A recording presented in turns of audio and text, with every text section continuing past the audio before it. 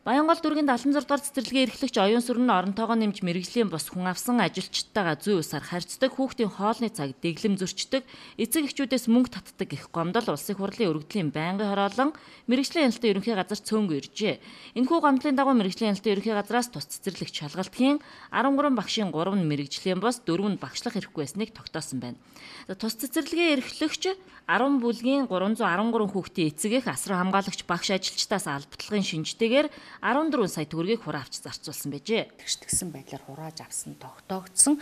За энийг бол одоо яг наривчлаж одоо санхүүгийн хяналтын байгууллагууд бол одоо баримтын үзлэг хийгээд тэр санхүүгийн одоо анхан шатны бүртгэлээр орж ирсэн мөнгийг яаж зарцуулсан, яаж одоо юунд хэрхэн одоо юу гэдгийг те санхүүгтэй холбоотой бүх одоо асуудал энэ өөрөө хууль бус юутай үзэх юм бол одоо эцэг ихэд буцаан олгох байдаг юм уу, зарцуулсан бол яаж юунд зарцуулсан. Одоо ихэвчлэн энэ цэцэрлэг дээр бол хамгийн гол нь энэ 14 сая төгрөг хураах болсон гол юм бол одоо энэ цэцэрлэг өөрөө олон жилийн урт настай барилга.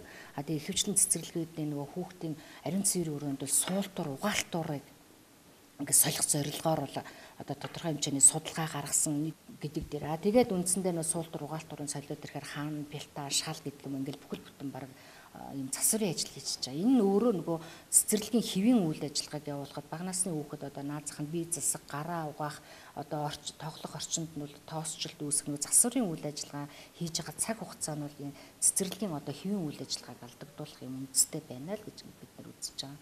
За манай зүгээс бол одоо яг улсын байцаагч албан шаардлага бол өгөгдөж байгаа. За нийслэлийн боловсролын газар буюу дүүргийн боловсролын хэлтгэсд бол манайх одоо энэ илэрсэн зөрчлийг арилгуулах, одоо наривчилсан санхүүгийн одоо шалгалт оруулах ийм одоо санал төрүүлж байгаа.